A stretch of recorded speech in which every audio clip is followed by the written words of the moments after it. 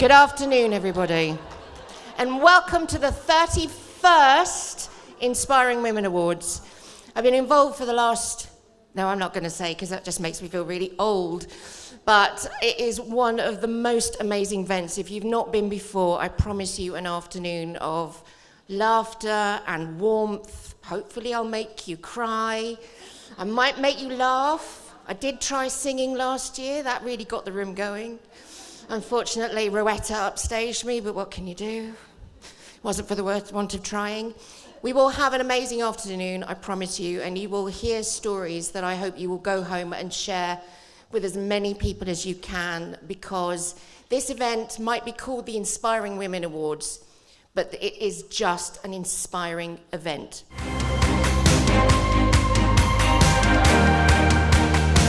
So, welcome to the 31st Annual Inspiring Women Awards. When I was typing out my speech last night, I thought about the early days when I was often caught in the ladies' toilets getting changed, writing my speech with 10 minutes to go. All good stuff when you're younger and your eyesight is fantastic. Thankfully, those days have ended because actually I can't read off small cards anymore. And in has come the printed matter, so apologies for reading. It seems to me that there's been a direct correlation between the size of the font that I now use and my dress size. First it was a 10, then it was a 12, and sure enough, the dress size has followed. Look at this font! Anyway, where was I? We have 16 fantastic stories for you to listen to. Some of the finalists couldn't join us today, but we've made every effort to make sure they're included in some form or another. The indomitable, even though she can't read my name, Michelle Daniel, will be leading these interviews throughout the afternoon. We have two guest speakers, the 2019 Business Award winner, Dr. Shika Patalia, and soon-to-be record breaker, and we have every faith in you, Viv, Viv Barclay. Just to let you know, we've got a sheet on the table. Shika. It's going to be a day of this, isn't it? Everyone's renamed today. We will be doing a double act at the Business Desk's Women in Business lunch on the 1st of June. So if you are around and would like to attend, obviously you can't press the link on the bit of paper. But if you go to the Business Desk website or the news section of the Inspiring Women Awards website, you can follow the links there. Thank you to our sponsors Deloitte, Hall Brown, Cheshire Life, BBC Radio Manchester, who are broadcasting live from the event, so watch your language. The Lowry Hotel, Village Green, and Lancashire Life for all their generosity and support. And we would also like to thank our overall sponsor, Pall Mall, for their generous support and the extra little treat that's coming with your tea. So, save space. There are many others that I would like to thank, and I hope I've covered them all suitably in the programme, or we'll never get to the starters. So, I have to stop somewhere. Talking about Viv, I was particularly moved by some words of hers. And I realise I've not given you the cue, lads, at the back. Are you going to sit on the sofa with a glass of red watching Netflix for the rest of your life? Or are you actually going to do something? Viv, you inspired me. Oh, brilliant. Bit of Benidorm, love it.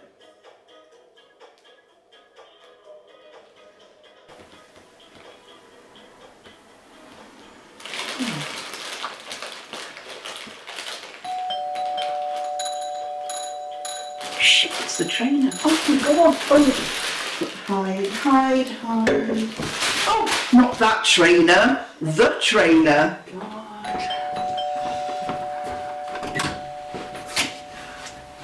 God. Morning. Zebra Apollo Creed, at your service. Thank God you've arrived. Man, I'm in need of your help. You've got the magic wand. Let's go. Ladies and gentlemen, We're not at Caesar's Palace. Instead, we're at an undisclosed location in the borough of Trafford. We have some rowing, fitness routines, plus our boxing sparring match today with reputable trainer Zebra Apollo Creed and contender Jacqueline Rocky Balboa Hughes Lundy. Let's get ready to rumble!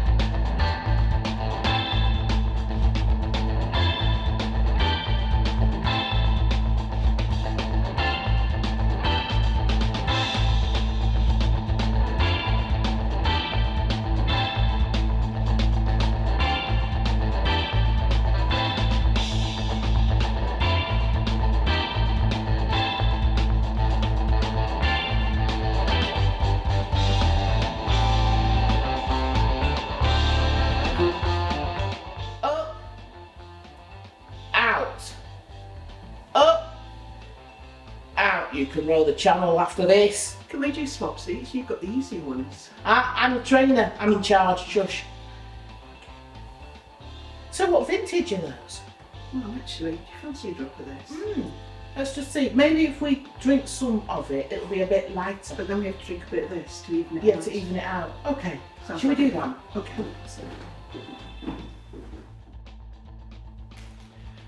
Well, that was worth it, That was wasn't it? worth it. 5 episodes we've got. Yeah. I've drawn a sweat, actually. Hold on. And I've met Chrissy. Chrissy thingy me bob. Rock. Chrissy, yeah. She's Is she? I think you've put some muscle on, you know. I have. You have? It was the wine, I think. This is nice. From your own cellar. It is. Actually. Should we same time tomorrow? Time tomorrow.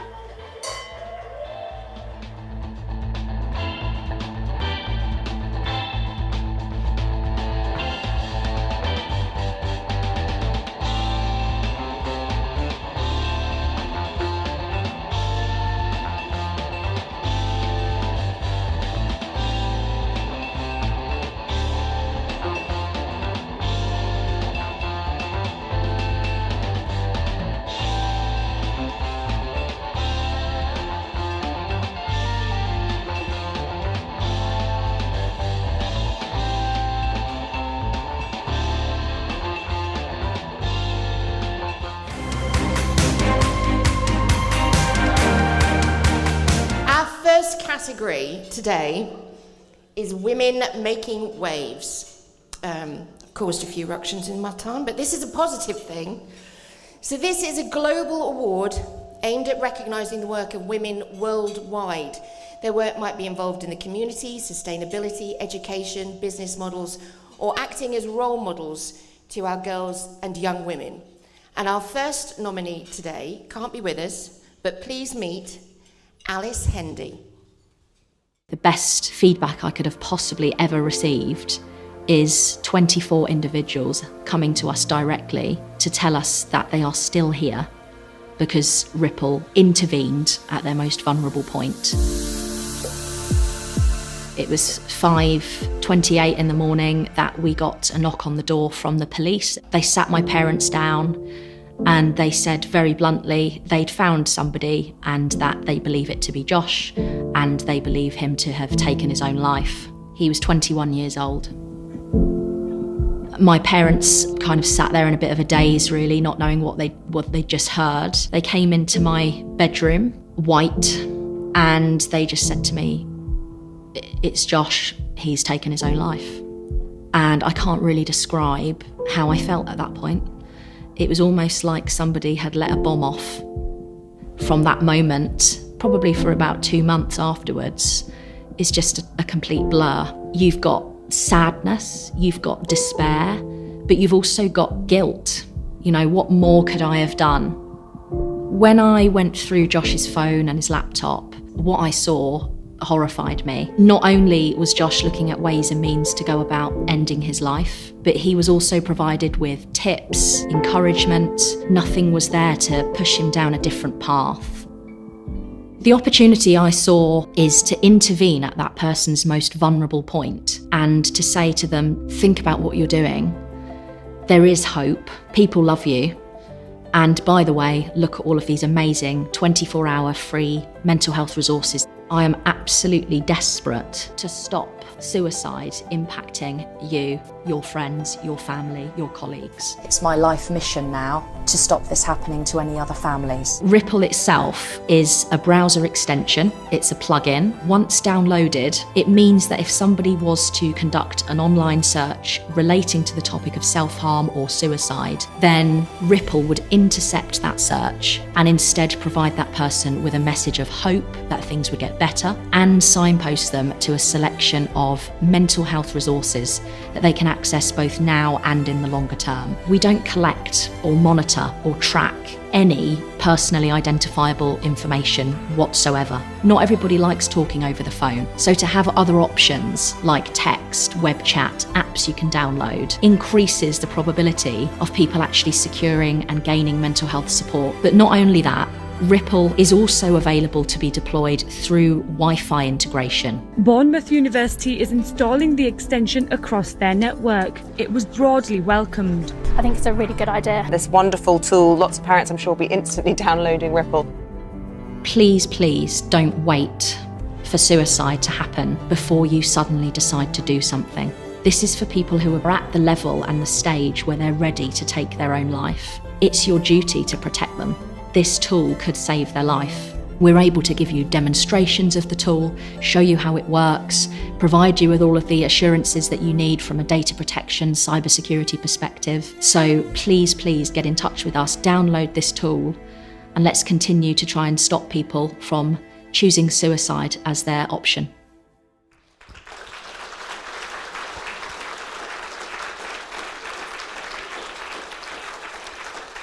A tough one to follow, but can I invite our other two nominees in this category to join me on the stage? Nana Adjoa Sifa and Basrat Kazim. Now, I promised you lots of positivity this afternoon, and these two ladies, in their own right, are incredibly positive. Basrat, if I can start with you. You're from Pakistan, yes. And I have to say, let me give you a microphone, sorry, darling. Thanks. It's a country with a lot of problems, and it underperforms, and it doesn't always reach what it's capable of, but you're trying to change that, and I'm going to read you what it says. You're at the forefront of tackling problems in your country, bringing education and literacy incentives to vulnerable communities for more than 40 years. That in itself deserves a round of applause.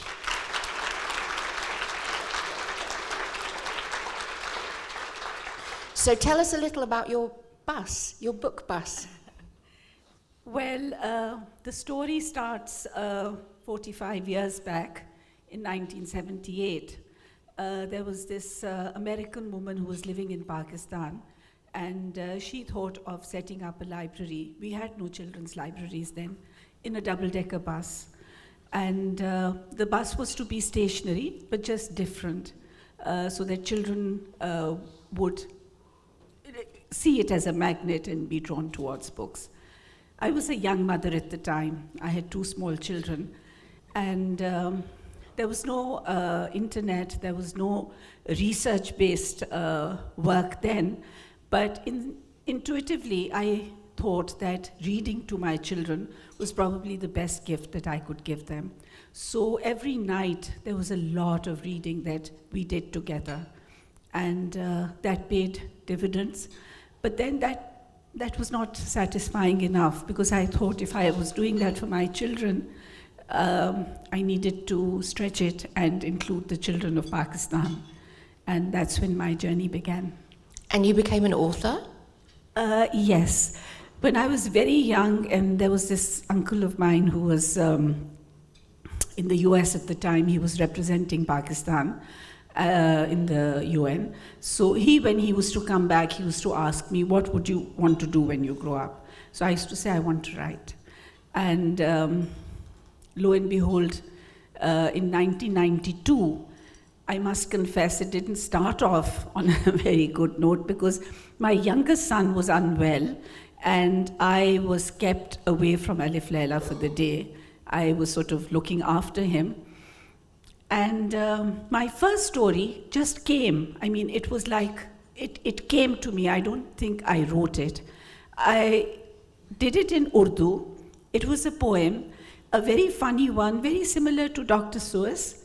And this is about a little boy and his teddy bear, and how the teddy bear gets him out of a scrape. And so there's just love there, and imagination. And so when I went around to different schools and communities reading the book, I was quite astonished that children from very affluent backgrounds and children who were the poorest of the poor all connected very strongly with that. And they then came out with a lot of stuff that I think they had kept inside themselves. So that's how I started the journey and became a writer. I could do with a teddy bear to get me out of a few scrapes, I can tell you that. More than a few. So since 2020, 10,017 boxes, is that right? Box libraries have been distributed? 1,017. 1,017? Yes. So they've in 17 mobile libraries. Yes, we've set them up, yeah. And they come on all forms. So this is what we have our own views of mobile libraries. Most of us have seen them around and about, and they're nice little minibuses, right? I would much rather have a visit from a camel, a rickshaw, bicycles, motorbikes, pickup vans, and yaks. Yes. You've mobilised pretty much every form of transport to get books. Have seriously tried. I'm even thinking of people carrying books, that like they used to do in the US way back when the library movement began. And just sort of, because, I mean, our country is very beautiful and our children are equally wonderful. They need all the opportunities they can get. So whether we can set up libraries in trains and compartments and do them, in areas where children are going, general stores, we just want that it's not about brick and mortar, it is about a book in the hands of a child. Because they need empathy, they need compassion, they need to bridge the gaps between different cultures, and that will only happen if they're reading books from all over the world.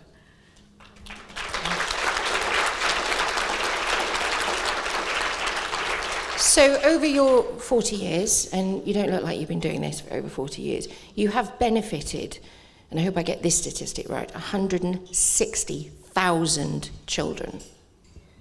We are not very good on data. That makes both of us. But I think I can say quite safely that, there are even more. Because our work spreads all over Pakistan. And through the books that I write, I think they're in every city in Pakistan. And also through the mobile libraries. We are now forming connections with people on the ground because we don't want to, have heavy administrative costs. So we don't set up our offices where we work. And when we are working with people on the ground, I think the outreach is immense. And I think the lives that we are touching are, it's a high number. I don't think anyone here would disagree with you. Thank you very much for joining us. Thank you. Thank you.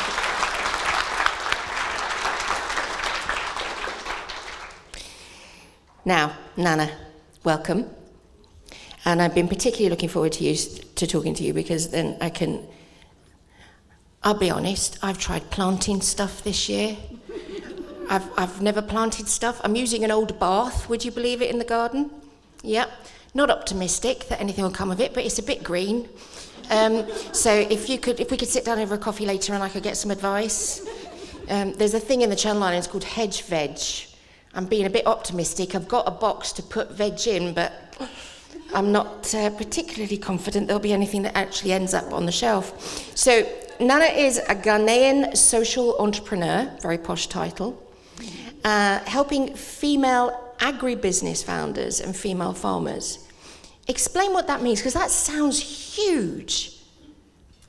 Okay, so I just want to start from where you ended, because I also started bridging the gap, the rural and urban gap. Because I grew up in the village in Ghana, and when I was growing up, I didn't have access to what I call quality education, because there were no books, there were no computers. I had to travel to visit my cousins in the cities before I could get access to books. But then we were all sitting for the same final examinations. So I started an organization similar to yours with Mobile Library, together with the Ghana Library Authority. And then I saw the challenges were different. So I had to travel all the way to India to learn some of their styles. And that is when I came into farming. So from books to farming, though, bit of a jump. So, have to say, you can buy books, you can buy veg, but they do say, and we've talked about it in this country quite a lot recently, that if you don't feed the body, it's hard to feed the mind. Yep. And is that where you started? So when I went to India, I was doing the research. So why rural? I mean, the rural and urban education, because I was traveling to the rural India, visiting children, and then I realized that the parents of these children, majority of them were farmers. They were helping feed the world, but they couldn't even feed themselves. So I'm like, why? You're farmers. Why aren't you able to feed your family? These were kids, and these were poor people. So when you ask children in India, what do you want to become in future? Just like my country, Ghana, the children will tell you, I want to be an engineer, I want to be a lawyer, I want to be this, I want to be a doctor, but no one wanted to be a farmer. So in my mind, I'm like, if we all become doctors, lawyers, engineers, how would we feed the world? Okay, so I started farming. Then that's why I started the organization, inspiring young women. I'm like, we are graduates. You're graduates, so what? You're university graduates, so what? You're not going to eat your certificate. You got to go on the farm and do something, grow food. So yes, that's why I started. And your organization is called Guza Kuza. Guza Kuza. Yes. And it has helped more than, I'm sure it is more than now, yeah, 7,000 young women. Across the continent. So we've done 30 countries now and still counting. So what is your ultimate aim with the organisation? What do you really want to achieve? So I want to inspire. So I'm happy I'm at the Inspiring Women Conference. I want to inspire young women.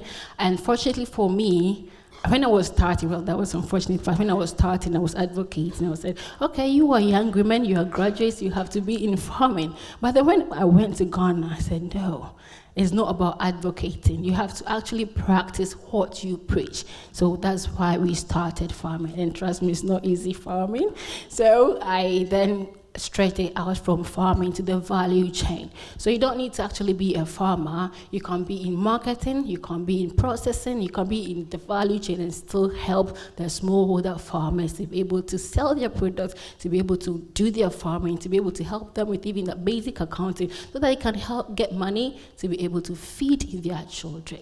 So that is why. And you're starting to have an impact worldwide now, not just within your own country. Yes.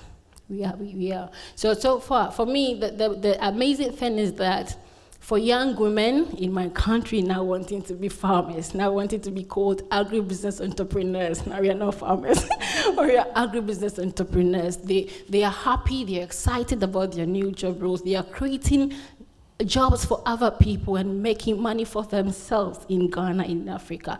So like I said, we've done more than 30 countries. 30 countries and still counting. And we also have awards for people to know that farming is not a dirty job. Yeah, we make our hands dirty, but you can still be sexy and still be farming. You can still wear your high heels and still be farming and making money. The most important thing is to make impact and make income. Yeah. Well, congratulations, because you're doing that. So, how do you separate those three incredible stories? My judges had a hard job all day, actually, but we thought we'd start with the hardest. And the winner is, a wonderful woman making waves, Bazarat.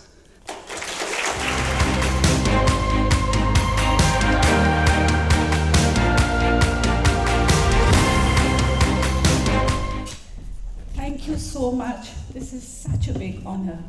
And this is for my country and the children of my country.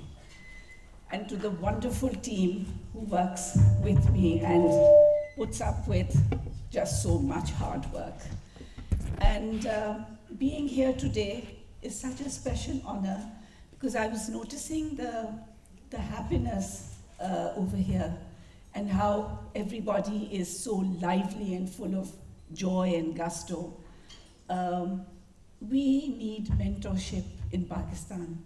So if you look up our Facebook page, which is the Alif Laila Muqbas Society, look me up on LinkedIn and Facebook. And if you have any ideas, any connections that you can make with our work, I will be immensely grateful. Thank you so much. And stay happy always. Thank you. Thank you, Bazarat. For this award only, the judges actually were tied, so Nana, we would also like to award you the Women Making Waves.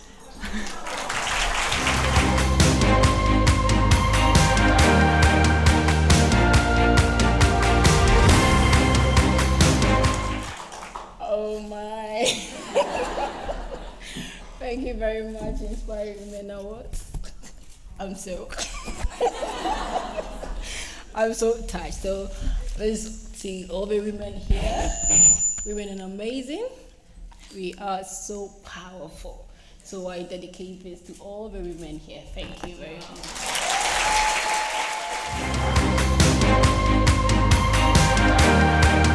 So, this is the category for Inspiring Young Woman. This is recognising those young women whose examples serve to inspire our next generations, and it's open only to young women aged between 16 and 25. To announce this year's winner of the Inspiring Young Woman of the Year Award, can I please introduce Claire Reid from Hall Brown. Hi everyone. Jacqueline suggested that I might want to stand here and say why we're sponsoring and supporting these awards, but to be honest, I don't think I really have to say much at all. I think what we've seen already and what we've heard from those ladies already this afternoon speaks for itself. I mean, some humbling, truly inspiring stories, and I know we will hear more this afternoon. We've sponsored this event probably for about 4 or 5 years now, and every year, year after year, we hear such amazing, inspirational stories that it's just a fantastic afternoon to really take stock and appreciate how amazing women are. So congratulations to all of you. Okay, so we are sponsoring the Inspiring Young Women Award, and I'm pleased to say that the winner is Alicia Maney.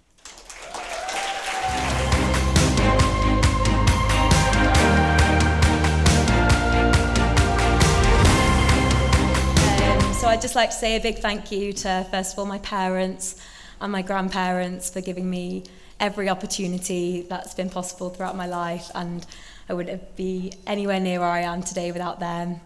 I'd also like to say thank you to all of the inspiring women in my life as well, my mother, my grandmother, my auntie, and all the women in my family who do such amazing things that have inspired me to be able to do everything I can today as well.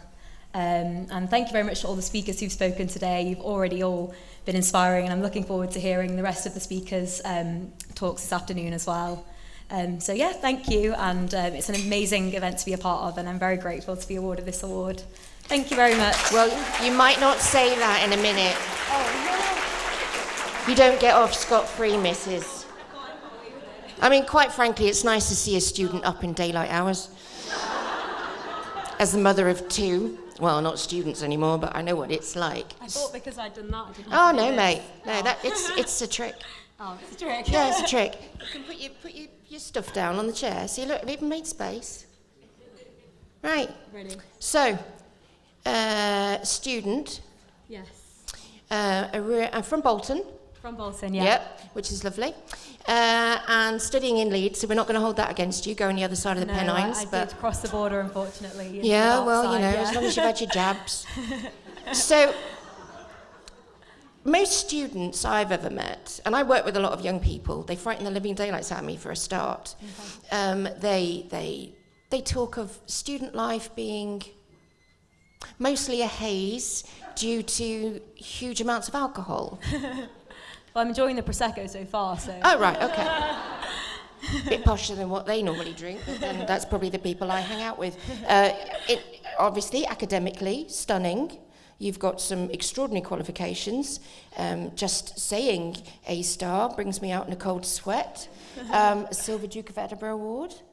Yeah? Yeah. But I just need to turn to page 2. Bear with.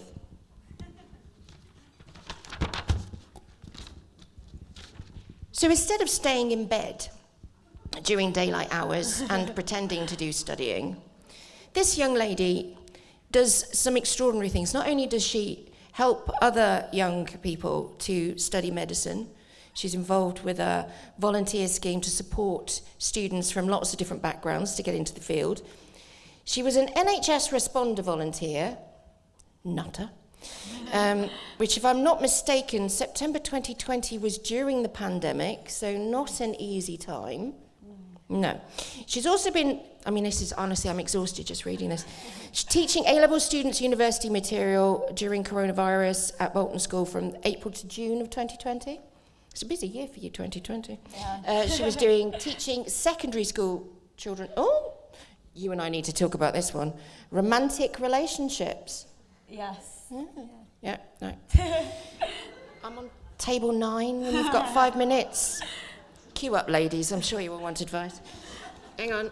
There's another page. Bear with. Trained volunteer. Now, this is a random one. Training volunteer for disabled snow sports. Yeah, that was at... I used to go skiing at the Chill Factor, and they did sort of teaching about how to use adaptive ski equipment for people with disabilities. So I did a course and taught people how to gain the same experiences that we could if we had, normal physical abilities. So I did that at the Chill Factor. And you never get to the pub, do you? No, sometimes. Also, assistant tennis coach. My mum will probably say different. Yeah, that's mums. That's our job. Assistant tennis coach at David Lloyd Leisure Centre, helping other coaches to teach children. Yeah, I like tennis as well. Yeah. You don't look like you don't get any sleep, but you can't possibly get all this in without sleeping. Just about manage. In addition, grade 8 flute. Yeah, I did that whilst I was at school as well, yeah. Grade 5 piano. Yeah. Blah, blah, blah. Solo performance, grade 7 in dramatic art. Yeah. Lacrosse. Yeah, I love lacrosse. Lacrosse is a great sport. There's another page. Is it all falling into place now while she got the award? Student Without Borders, Médecins Sans Frontières. So you get me. Médecins Sans Frontières, yeah. Can't speak French, but I can do the accent. Spanish in medicine, Spanish AS level, French GCSE. She drives. That has to go on the CV, though. Yeah. Leeds Medic and Dentist Netball Club. Yeah? Okay. What haven't you done? Thank you. It's weird. It's very weird having a CV read out on a stage. Yeah, no one's ever going to do it to me, so I don't know. So what is your ultimate aim then? What do you want, apart from world domination and leading the UN, possibly? Or British Olympic team? Well, I am at medical school at the moment, and I've actually just finished my medical degree, and I start working as a doctor in Wigan Hospital, if anyone finds himself in Wigan. Maybe or maybe not look out for me. So I really enjoy helping people, and I guess that's why I've gone into the profession that I am doing. And in my spare time, I can't sit still really, and I just want to do things I can to help people. And some of the best things I've done are the widening access to medical school program that my university set up, where we'd be like buddied with people from state schools or schools that didn't get the support to help them get into medical school, and we would mentor the students, and that's kind of something that I'm passionate about, making sure that is really important to you, isn't it? Yeah, that everybody has equal opportunities to get to the same place, and just because you're from one background or another, it doesn't mean it should stop you from getting to where you hope to be. Well, ladies and gentlemen, a very worthy winner this year.